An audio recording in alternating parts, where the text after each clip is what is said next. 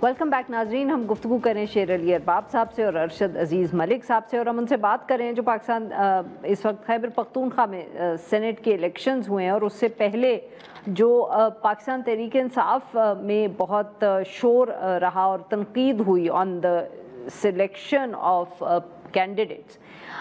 शेर अली अरबाब साहब, आपने अरशद साहब की भी बात सुनी। ये एक ऐसी मतलब एट वन लेवल ये वो डिबेट है जो मेरे ख्याल में हर सेनेट इलेक्शन से पहले होती है, हम हर दफ़े यही इश्यूज डिस्कस करते हैं।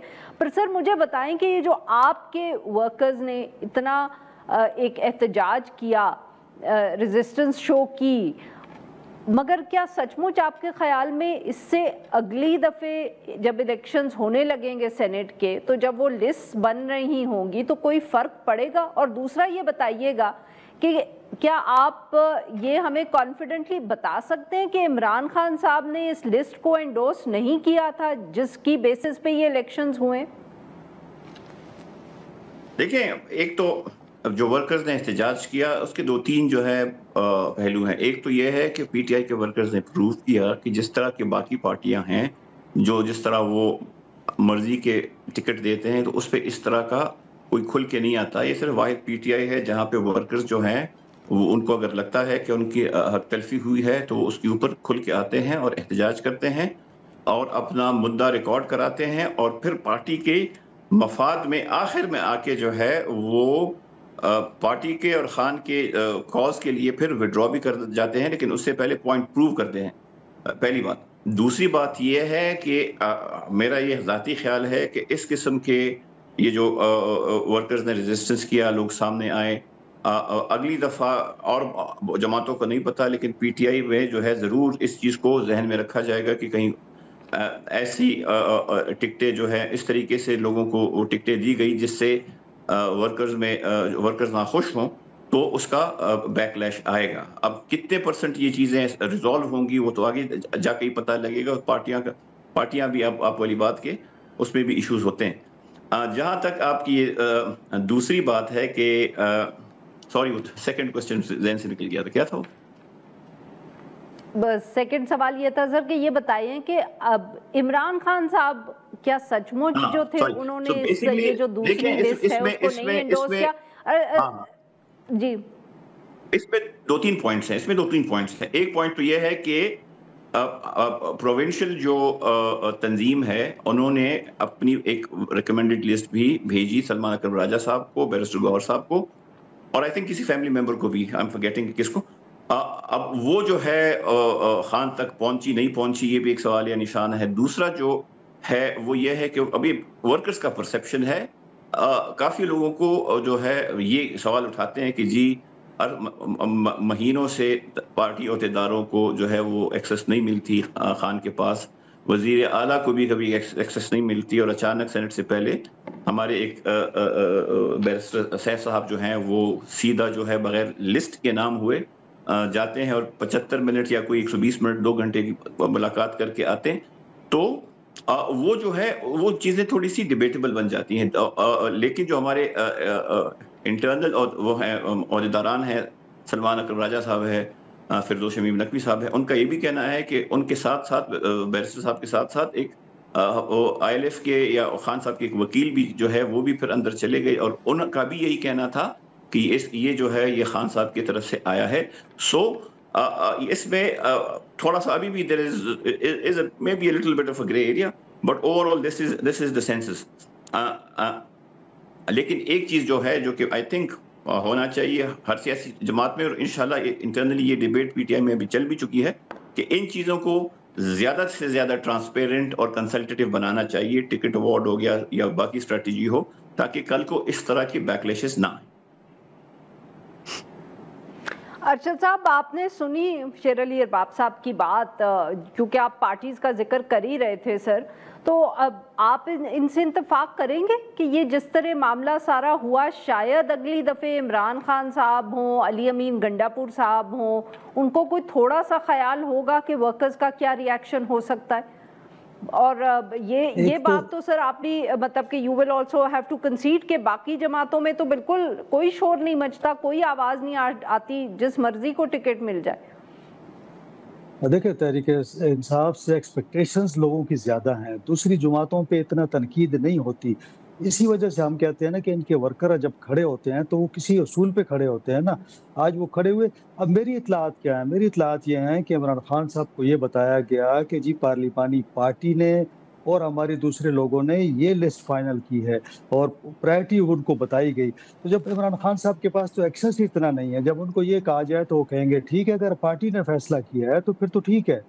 लेकिन अब अंदर से कन्फर्मेशन कौन करेगा? यहाँ पे यही बात होती है कि बैरिस्टर साहब मिल सकते हैं तो दूसरे लोग नहीं मिल सकते। तो ये सारी कन्फ्यूजन ही यहाँ पे पैदा हुई है कि जब आप एक्सेस नहीं देंगे इमरान खान साहब को, और अब इमरान खान साहब को क्या ये सारे रद्द-ए-अमल का उनको कोई इत्तला मिली होगी, क्योंकि बताया जाता है कि जी उनके पास टीवी भी नहीं है, उनके पास न्यूज़पेपर भी नहीं जा रहे, उनसे किसी की मुलाकात भी नहीं हो रही। तो आया ये कब उनको पता लगेगा? आप देखें ना, ये जो उम्मीदवार आज खुर्रम ज़ीशान है या ये लोग इरफान सलीम वगैरह, उनका तो यही दावा है ना कि भई अंदर उनको कुछ और बताया गया और फिर बाहर आके कुछ और बता दिया गया। लेकिन पॉइंट ये है ना कि ये जो आप कहते हैं कि देखें, हम ये कहते हैं कि ये कह रहे थे तहरीक इंसाफ की ये बात है कि जी फार्म 47 के लोग हैं, हम फार्म 45 हम इनके साथ बात नहीं करना चाहते, हम इनसे मिलना नहीं चाहते। और पाकिस्तान या सूबे के कितने मसाइल ऐसे हैं, यानी यहाँ पे लॉ एंड ऑर्डर की हालत देख लें, यहाँ पे आपको एजुकेशन की हालत देख लें, यहाँ पे महंगाई है, बेरोजगारी है, दुनिया जहाँ के मसाइल हैं। वफाक के साथ हमारे कितने मसाइल हैं, बिजली के मुनाफा हमें नहीं मिल रहा है, एनएफसी का पूरा अवार्ड नहीं मिल रहा। तो ये आपस में उस वक्त तो नहीं बैठते, लेकिन जब सेनेट की बात आई है तो ये सारी जमातें इकट्ठी बैठ गई हैं और आपस में तकसीम कर रही हैं। क्यों? उसमें जो सरमायादार मुलविस है, हर पार्टी में कोई ना कोई था, तो इन सबको वहां पे बैठ के याद आ गया कि हाँ जी आज बैठना है हमने, और इतने पक्के बैठे कि वो रिजल्ट जो है वो 6-5 ही आया। तो ये जो लोग, आप यकीन करें कि लोग जज्बाती हो चुके हैं, लोग गुस्से में हैं सूबे के अंदर कि ये कैसे हुक्मरान है और कैसी सियासी जमातें हैं जो हमारे मसाइल के लिए इकट्ठा नहीं बैठ सकती, लेकिन जब सेनेटर बनाने होंगे तो फिर ये आपस में बैठ जाते हैं। तो ये बड़ा अलमिया है इन सियासी जमातों का। शेरली बाब साहब, सर ये बताइए कि मैं जरा एक point, let me make a point. देखिए, बिल्कुल इनसे मैं इत्तेफाक करता हूं। एक तो इसमें जो पीटीआई की हद तक ये है कि we had to convene 2 political committee meetings, because ये मैंडेट पार्लिमानी पार्टी का नहीं था। ये जो है इट वाज जो कंसल्टेशन की बात हुई पॉलिटिकल कमेटी पे से। पहली पॉलिटिकल कमेटी में कंसेंसस ये डेवलप हुआ कि हमें इलेक्शन में ही जाना चाहिए। पता भी लग जाएगा कि अगर हमारे कोई ऐसे लोग हैं जो कि हमारे साथ नहीं है तो एट द ऑनसेट ही वो फिल्टर आउट हो जाएंगे। उसके बाद जो है फिर ये जो हमारे कैंडिडेट्स थे, जब इन्होंने कागजात नहीं लिए तो उसके बाद जो है दोबारा एक मीटिंग हुई पॉलिटिकल कमेटी की इसी चीज को डिस्कस करने के लिए कि जी इलेक्शन हो या, बिकॉज इलेक्शन अगर होता तो फिर तो 6-5 जो है वो सीनियर नहीं आनी थी। अगर इलेक्शन होना था और हमने एक आधा जो है अगर पार्टी के साथ किसी और के साथ एक अलायंस स्ट्रेटेजिक किया होता तो 8 सीटें भी हमारी आ सकती थी, ज्यादा भी आ सकती थी। तो वो मैं बिल्कुल इस बात से किसके साथ ये अलायंस आप करते तो 8 सीट्स आ जाती? वो मतलब किसी भी पार्टी के साथ जिनके जो है ज्यादा नंबर्स हैं उनके साथ अगर कोई अंडरस्टैंडिंग होती तो नंबर्स बढ़ जाते। अगर ना भी होता, अगर हम खुद भी लड़ते तो मेरे ख्याल में अगर अच्छा हम लोग स्ट्रेटेजिकली वो करते तो जनरल में भी हमारी सीटें ज्यादा हो सकती थी और टेक्नोक्रेट या रिजर्व में भी एक उनमें से दोनों में से एक सीट उसमें भी ज्यादा आ सकती थी। लेकिन फिर वो ऑब्वियसली कलेक्टिव अगर फैसला होता है पॉलिटिकल कमेटी का तो वो फिर ओवरराइडिंग होता है। लेकिन मैं इस बात से बिल्कुल अग्री करता हूँ कि जिस तरह senate very quickly, I am running out of time here. मुझे ये बताइएगा कि आपने और तैमूर सलीम झगड़ा साहब तो हमें नज़र आ गए और भी एक दो आपके जो कॉलीग्स थे वो हमें नज़र आए इरफान सलीम साहब के साथ बैठे हुए। तो ये आपके जो चेयरमैन है पार्टी के बैरिस्टर गौहर साहब और सलमान अकरम राजा साहब जो सेक्रेटरी जनरल हैं, असद कैसर साहब, ये किधर थे? ये सारे चीफ मिनिस्टर खैबर पख्तूनख्वा के मौक़िफ़ के साथ खड़े थे? नहीं।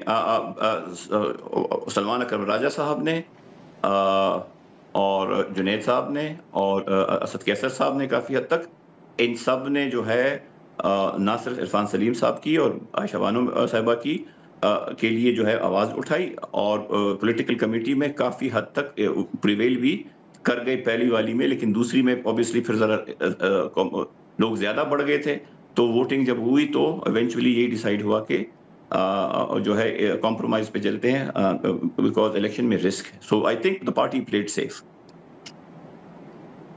بہت بہت شکریہ ہمارے دو مہمانوں کا، انہوں نے وقت نکالا. ناظرین یہاں پہ لیتے ایک چھوٹی سی بریک، اور جب ہم بریک سے واپس آئیں گے تو ہم بات کریں گے بلوچستان کی، اور وہاں جو ایک بہت افسوسناک واقعہ ہوا ہے.